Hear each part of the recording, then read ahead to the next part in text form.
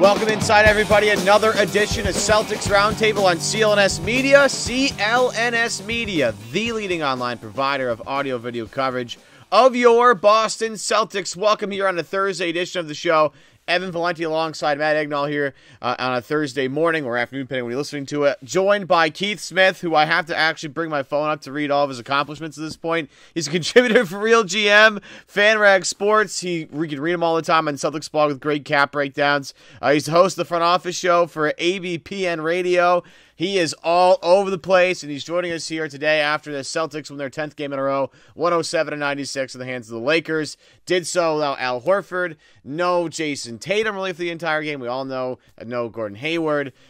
Just a rough game to watch at points, but of course with Al Horford being out with concussion, something he dealt with last year, the Celtics take a little dip in terms of productivity, I think on both sides of the ball.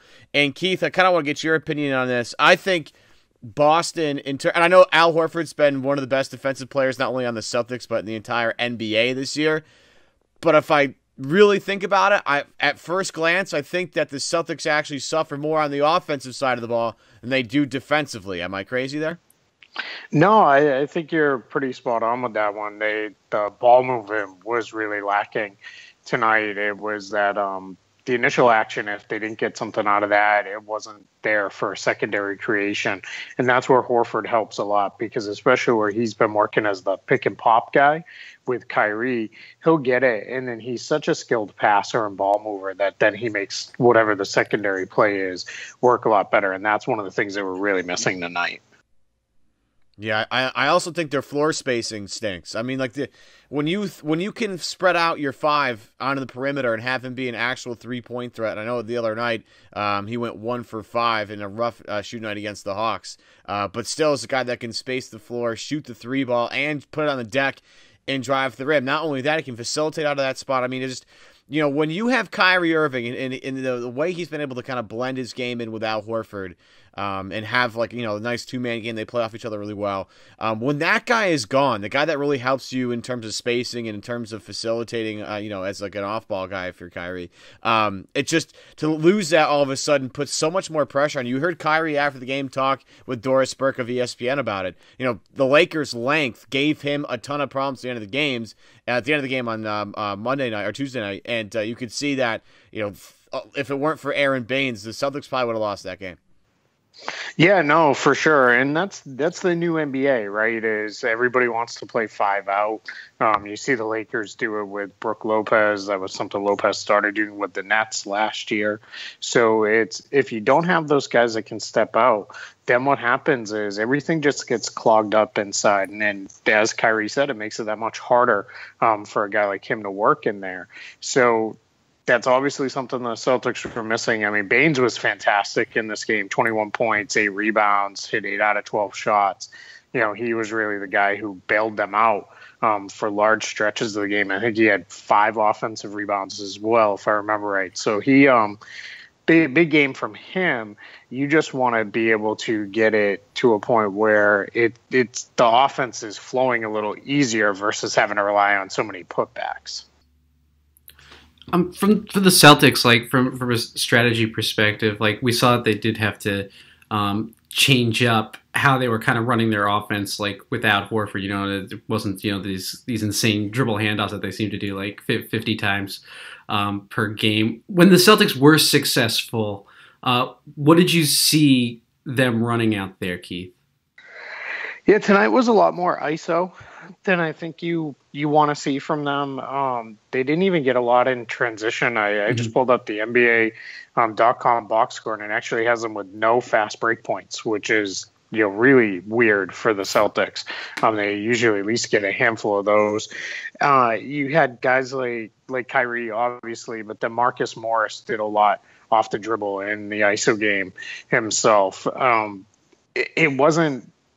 There was no sense of flow to the offense at all tonight. It was a lot of get it, look for that mismatch quick and go. They ran some stuff through Marcus Smart in the post, especially early on in the game. Then the Lakers kind of switched and they put a bigger player on him. They went to Brandon Ingram on him inside. And I think that length bothered Marcus just enough that the Celtics had to go away from that. So it really was just one of those disjointed nights where they relied on their defense to win, and a game where they won ugly, which seems to be a bit of a theme we're developing here. Yeah,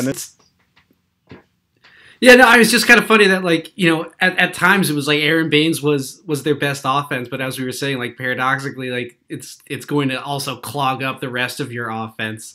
And, you know, I was almost hoping that he would, like, cool off or something so they could take him out at the end of the game and just kind of go with their best offense, you know, or like their most spaced offense out there. So, you know, Kyrie could go to work, but Aaron Baines was kind of just scoring like way too well, and they had a nice chemistry with Marcus Smart. So it's just funny to me there. Yeah, no, absolutely. Yeah, it's one of those where it's I like to call it found offense. So it just you know it's just what works. So you just kind of keep going with it as best you can. You know, and if you look at, like, if this could be a little bit of a different outcome, and we could be complaining a little bit less about the stagnant Celtic offense. When you really look at, you know, Boston shot terribly from 3-point range. They were 7 of 29 in this game. Missed a lot of open ones, and it was just, you know, and some stupid ones too that were maybe part of the fact that they were so, you know, ISO heavy, and you know, as you pointed out, Keith, they were like just stagnant. You know, he had a couple of Rozier really bad threes. He's fallen in love. He hit one against, I forget who he hit it against. Maybe it was Orlando, maybe it was a team a little bit old, maybe it was Milwaukee, where he hit like a step back 3-pointer from the top of the key, and ever since he hit one, he just has fallen in love with that shot, and he keeps firing that thing away. And every time he takes one, I still cringe a little bit because I don't think it's going in. You see a couple of more of those like frustration shots, and Boston, when they don't move the ball, you know, these guys, you know, when they don't have Tatum and Brown's on the floor, they're not nearly as athletic on the wing. Like, you know, you look at some of the guys they have. Ojelay's more of a guy that can kind of bruise you down, not blow by, although he's pretty athletic. You know, Marcus Morris is not going to really fly by anybody. Again, he's going to back you down. When they don't have Tatum, and when Jalen's not playing well, or if he's not on the floor, their athleticism in the wing takes a real hit. Yeah, it absolutely does. And the loss of Tatum and him, you know, having to leave at halftime with the sore ankle really can't be understated here, because he has become one of their more consistent offensive guys. Now, he's not putting up 20 points a game by any means, but he's always just kind of there. And one thing he does with regularity, he's shooting, or at least going into tonight, he was shooting 50% from the field and over almost 53% from three. So those numbers are great for anybody. So obviously he's just kind of been their guy that when all else fails, they kick it to him and he tends to knock in the shots. So you're missing that. You mentioned Jalen. It was disappointing that tonight, on a night where they really could have used him and his athleticism to create some stuff, he just didn't have it. And a lot of that comes from his handle is just so bad that he had at least 3 times tonight where he should have had layups or easy shots inside the paint where he just lost the ball and couldn't even get a shot off. So that's something he's really going to work on to get tightened up on that one. And beyond that, it's one of those nights where you mentioned, I think, 7 for 29 from 3, and that's just, you know, not good. Rozier took a couple crazy ones. Marcus Smart, a couple where it was like those ones where it's like, no, don't, you know, and it's already flying out of his hands, and you're just kind of sitting there looking at it. So it was just, you know, again, I go back to this group has embraced winning ugly, and that's not necessarily the worst thing, because a lot of coaches will tell you, if you have a really good defense, there's never really an excuse for a bad defensive night, because offense will come and go. And that's where these guys are at right now. So at the time of this recording, we don't know exactly when Al Horford is going to be back. He could be back as early as Friday, right? That's their next game. Or, you know, hopefully we don't have a situation where it drags out like it did last year, though it is a bit scary that this is the second time in 2 years that this has occurred. But you know, if Horford is going to miss a little bit of extended time, what sort of wrinkles do you think Brad Stevens might introduce in the offense to just try and get it flowing, so that maybe they don't have to rely on winning ugly every game throughout this Horford absence? I think what you might see him do is one of the things that they did with Isaiah Thomas, which was they ran a real what I like to call a very spread pick and roll, which is rather than starting your pick and roll actions tight against the arc, they were starting them closer to the half court circle, which is something the Celtics did because teams started to take IT away because they were getting so close in there. So the help defense was that much closer and able to slide over. So you might see some of that, especially with Kyrie, and then you could get Kyrie going downhill off of that. The challenge is Baines is not the shooter. So when the Celtics would run that last year, it'd either be with Horford or a lot of times with Kelly Olynyk. But what Baines is doing is he's crashing the boards quite well. So what you might see is that very wide spread pick and roll from up high, Kyrie going to the hoop with Baines immediately following behind him, either for the pass or for the follow on the rebound. Now, that puts a lot of pressure on the wings and the other guards because they have to get back that much quicker. So we'll see, where they work with that one. One thing I hope that they don't go to anymore is lineups where they've got Smart, Larkin, and Rozier out there together. Beginning of the fourth quarter, baby. It's just such a disaster. They can't do anything on either end of the court with that group. We all love Marcus Smart and his ability to play up and defend guys, but they're just so small in that situation. And the Lakers just punished them. Mm-hmm. And that's really when the Lakers made their run and got back fully into the game. Yeah, and before we keep going further, because I think I have a good follow-up here, but I do want to take some time to let you guys know that this episode is sponsored by the great people, Greats, makers of the all-time greats, classic, stylish, and comfortable sneakers sold at a great price. Greats is Brooklyn's first sneaker company. They sell all the greats you could possibly ask for, classic styles, made the best for less. Wide selection of men's and women's shoes to choose from, versatile styles for any occasion. I don't care what it is. You want to dress it up, dress it down, jeans, any pair of slacks. If you want to wear a suit, if you want to wear sweatpants, I really don't care. There's a pair of greats out there for you.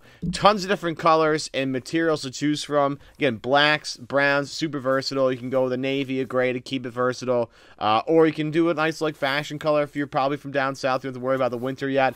There's a bunch of new fall styles coming into their online shop, greats.com, greats.com, all the time. But their best sellers include the all-leather Royale Lace-Up, which is this one right here, and the Wooster Slip-On. So you can get your own pair of greats today. You can go by going to greats.com, greats.com, and when you check out, use the promo code Celtics Roundtable, 15% off these bad boys, or multiple pairs of these. You're going to want at least one. Trust me, these are the best shoes I own right now. They're super comfortable. I try not to wear them all the time, but it's just hard not to do. They're so cool looking and they're super comfortable. Again, for 15% off, make sure you use our promo code Celtics Roundtable by going to greats.com, greats.com, for a pair of those sweet kicks. Now, you were talking about maybe running a little bit more spread pick and roll, having Boston use a more Isaiah Thomas-like offense now with Al Horford potentially out for more games. Again, we don't know at this point. Again, we hesitate to think about what it might be.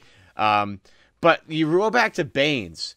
I wonder if, and we have no idea if he can shoot at all, really. He hit like 1 3-pointer in preseason, so I just get really excited about the fact that he might have range. But he gives you sort of similar stuff to Baines, maybe not the bulk necessarily, but the energy rebounding and the shot blocking and at least good positional defense. Is the move maybe to go to Daniel Tice? I know that Brad has done a lot of experimenting with lineups so far, both with the starting lineups and the bench. Maybe Tice is more of a role here? Yeah, I don't think you're going to see him in the starting lineup. I think right. They'll stick with Baines. Obviously, he's earned that and deserves it. But yeah, I think you will see Tice. I think he played a good amount tonight. I don't know exactly how many minutes it was. Pulling up 22 minutes in this one. And that's probably about where he is because you also saw him pick up 5 fouls. And that's the challenge with, I don't know that he can go much more than about 20 to 25 minutes just because of the way he plays. He's so aggressive on both ends that he's got to pick up fouls. So that's what you're going to run into, the challenge with him. But he definitely will, as long as Al Horford's out, that's your big man tandem right there. It's going to be Baines and Tice in the middle. But before we go, we just got to give a shout out to Marcus Smart. Just for, I feel like it's like the last couple of games where his energy has really saved the Celtics when things started to get like a little bit dicey and it looked like an inferior team was, starting to get rolling. I just thought that Marcus Smart's effort out there, and this is something that he's been doing, since he was a baby, I guess, but We just got to give him a shout out on this show. Give Marcus Smart his due. He makes those winning plays, right? That everybody loves. It. Nothing shows up in the box score, but he's out that there. Plus diving 16 around. Does though. Mm-hmm. Absolutely, and that's one of those things where I think people who don't watch the team night in, night out, they'll look at it and say, how in the world is this guy potentially a $15 million a year player? But when you watch them play every game, especially late in close games, if there's a ball that needs to go and someone needs to go get it, he's going to be the guy who comes up with it. It's just, started to turn into that from a, regular basis now. It's no longer one of those things where you say, maybe it's a coincidence. It happens far too often now for it to be anything but. Well, to keep it X's and O's related, like you talk about Marcus Smart stepping up, he's now your secondary, ball handler. He's, Al Horford is a creator from the center spot. You're not going to get that from anybody else in the roster, but Marcus is going to have to take more of that creation role over until Al gets back. And he's done a really good job. And I think Mark Jackson pointed it out a ton during the game, but Smart has gotten a lot better at running pick and rolls with bigs and finding a way to get him the basketball. Like him and Baines had something going on pretty well the other night. There was, of course, the great kick-out pass from Smart to Tatum in the corner against Atlanta. That last dagger three came off the rifling arm of Marcus Smart. So, I mean, you look at some guys, they can hang around. If certain guys can take a jump in certain places, again, Jaylen Brown staying aggressive at home, finding a way to get to the free throw line and keep his his shooting form going at home, and Marcus Smart again continuing to add that creation element to his game, they'll be able to survive a little bit. These two teams are going to be tough, but I don't know. Crazier things have happened under Brad Stevens. They once beat the Miami Heat with none of these guys on the team, with Gerald Wallace inbounding the basketball to Jeff Green in the corner for a game-winning three-pointer in Miami with the big three still there. So we've seen crazier things. Yeah, Gerald Wallace, one of the game's all-time great inbound passers. I do remember how many times Stevens would sub him in just to have him throw the inbounds pass. So that's definitely something there. And one thing I will say is Mark Jackson, I agree with you. He pointed it out. And if anybody knows, playmaking from the point guard spot, Mark Jackson would know. And one thing he also pointed out, again, Mark Jackson's a guy who would know this better than anybody, is how Smart does it from the post. He has really, at this point, oddly enough, he's turned into one of the Celtics' best low post players. And whether that's finding, his own offense or finding shooters or cutters, he's really great at it. He had that one pass tonight to Ogilvy where he kind of threw it over the top of his head, and then Ogilvy had really nice athletic finish. And those are the kind of things he can do down there that no one else on the roster, other than really Al Horford, can do. So that's something that I think you'll see a little bit more. I would like to see them do a little bit where they get him and Kyrie involved in actions together. I think that's something that we haven't seen yet this year, and I think could really be an interesting look, especially if it's Marcus doing the ball handling to free up Kyrie. That's something that I think is a wrinkle we haven't quite seen yet. And it's, if we're going to be hitting a stretch here with Al Horford potentially being out, and then Tatum, I don't know if you guys saw it, but the news broke that he left the arena in a walking boot. So it sounds like it's precautionary, but Come on, man. That could be a couple days, so if you're going to do that, they're going to have to get really creative on where they find offense. So, I trust in Stevens to, find some things that maybe, might work and, play with some ideas. And if it does, then, we'll see where it goes. Or just can't do any more injuries this season. Save the small injuries. I'm sorry, Evan, go ahead. No, I'm just like, come on. Tatum's walking out a walking boot. Like, this is like, how many different injuries do the Celtics have to overcome here? Like, this is such a ridiculous challenge at this point. And Kyrie mentioned, this is a challenge now without Al Horford, and like, he's embracing that challenge. Now this is just another element between Hayward, Tatum, and Horford early on here. It's just, I don't know how many more bullets the Celtics can dodge. This is unreal. Yeah, and that's the thing is, it's I was making a point. I had done a radio appearance, and I said one of the things that kind of gets you is excited as you are with with a at the time I think it was an 8-game win streak. there's still this almost lingering sadness of, man, what could this team be if they had Gordon Hayward? Well, now we're a couple games later, we're 10 games in, and it's like, what would this team be with Gordon Hayward and Al Horford and Jason Tatum? And you just hope that list doesn't continue to grow. I'm going to choose to be on the positive side and hope, hey, maybe they're getting it all out now. And then, we'll be healthy down the stretch. Right. Well, we're going to end it there and not go any further into that rabbit hole because we get a little more depressing on this podcast. I want to thank Keith Smith for joining myself, Evan Valenti, and Matt Ignall. Keith's all over the place. Real GM is a fantastic spot for him. FanRag Sports, obviously, is another one. He writes for Celtics blog. You can hear him all over the place. He's doing media appearances everywhere. Want to thank you guys for tuning in today. Today's show getting brought to you in part by Greats.com. Okay, go to Greats, GREATS.com. Get your pair of kicks today and use the promo code Celtics Roundtable when you do so.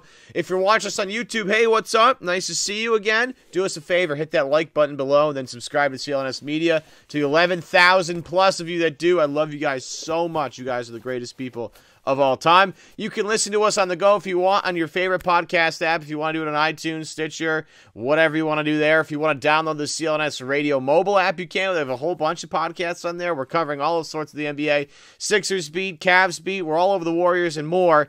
It also, if you want to give us a little follow on Twitter, again, there's Keith Smith, of course, which will be below. But follow us on Twitter at CLNS Roundtable. We'll see you guys next time for a Friday edition of Celtics Roundtable right here on CLNS Media.